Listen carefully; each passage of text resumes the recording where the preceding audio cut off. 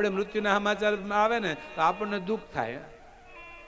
આ જગતનું એક સર્વોચ્ચ સત્ય મૃત્યુ છે. એક વસ્તુ તો નક્કી છે, ચાહે રાજા હોય, ચાહે રંગ હોય, અમીર હોય, ગરીબ હોય, મરવાનું નક્કી છે બધાને. પણ તકલીફ એ છે આપણે એનાથી દૂર ભાગ્યા, મૃત્યુથી દૂર ભાગ્યા. આપણે મરવું કોને ગમે છે?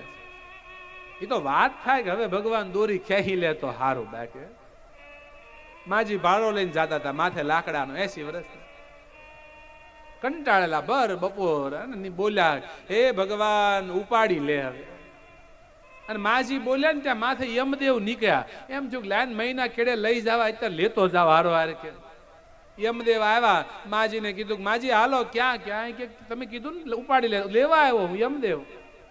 માજી કે એમ નહીં, હું તો એમ કવા ભારો ઉપાડી લે. મરવું ગમે કોઈ? વાત થાય મરવાની બાપ.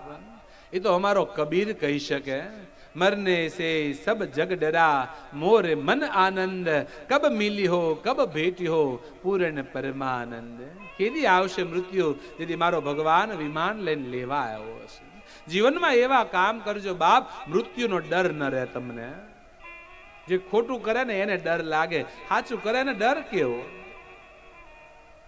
વાતો થઈ શકે મરવાની, બાકી મરવાની તૈયારી ક્યાં કોઈની? કોઈને મરવું જ ક્યાં ગમે છે?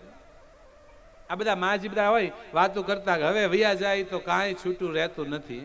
બધા કહેતા હવે વૈયા જાય તો કાંઈ છૂટું રહેતું નથી. પણ જેવો કોરોના આવ્યો મીડા બધા ઉકાળા પીવા, તો ઉકલી જાય તો શું વાંધો હતો? પણ પરીક્ષિતને મૃત્યુનો સમાચાર મળતા પરીક્ષિત પ્રસન્ન થયો છે.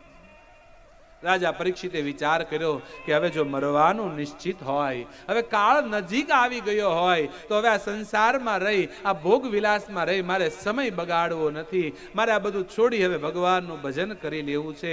એમ વિચાર કરી પરીક્ષિતે પોતાનું હસ્તિનાપુરનું જે રાજ હતું એના દીકરા જન્મે જઈને સોંપ્યું છે.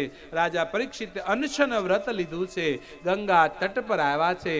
આનંદ ઘાટ ઉપર રાજા પરીક્ષિત પોતાનું સર્વસ્વ છોડી અને ભજન કરવા બેઠા છે. એક ક્ષણ પહેલા જે રાજા હતો, કળયુગનો વાસ થયો, અનિતિનું ધન આવ્યું, આજ બધું છોડી સાધુ થઈ બેઠો છે. સમય ક્યારે પલટી મારે ને કોઈને ખબર નથી બાપ. એટલે જ કહે છે આ સમય છે, આમાં ભજન કરી લેજો.